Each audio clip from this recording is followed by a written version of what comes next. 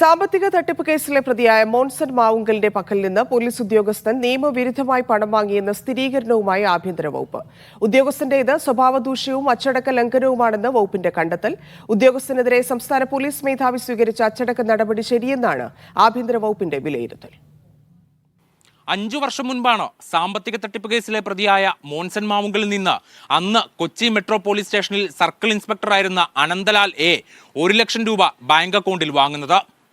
തുടർന്ന് പോലീസ് നടത്തിയ ആഭ്യന്തര അന്വേഷണത്തിൽ പണം വാങ്ങൽ നിയമവിരുദ്ധമാണെന്ന് കണ്ടെത്തിയതിനെ തുടർന്ന് സംസ്ഥാന പോലീസ് മേധാവി അനന്തലാലിനെതിരെ അച്ചടക്ക നടപടി സ്വീകരിച്ചിരുന്നു. എന്നാൽ താൻ കടം വാങ്ങിയ പണമാണിതെന്ന് വാദിച്ച അനന്തലാൽ നൽകിയ പുനഃപരിശോധനാ ഹർജി തള്ളിക്കൊണ്ട് ഇപ്പോൾ ആഭ്യന്തര വകുപ്പ് കണ്ടെത്തിയിരിക്കുന്നത് പോലീസിന്റെ യശസ്സിന് തന്നെ കളങ്കം വരുത്തുന്ന നടപടിയായിരുന്നു അനന്തലാലിൻ്റേത് എന്നാണ്.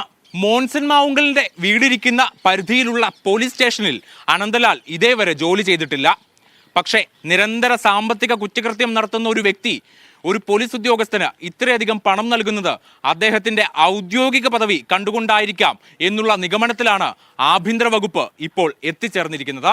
പോലീസ് ഉദ്യോഗസ്ഥനെ സ്വാധീനിക്കാൻ ശേഷിയുള്ള സ്വകാര്യ വ്യക്തിയിൽ നിന്ന് പണം വാങ്ങിയത് നീതി നിർവഹണത്തിന് തടസ്സമാകുന്നതാണ്, സ്വഭാവദൂഷ്യവും അച്ചടക്ക ലംഘനവുമാണ്. ഈ കണ്ടെത്തലിന്റെ അടിസ്ഥാനത്തിലാണ് അനന്തലാൽ കുറ്റം ചെയ്തിട്ടുണ്ടെന്ന നിഗമനത്തിലേക്ക് ആഭ്യന്തര വകുപ്പ് എത്തിയത്.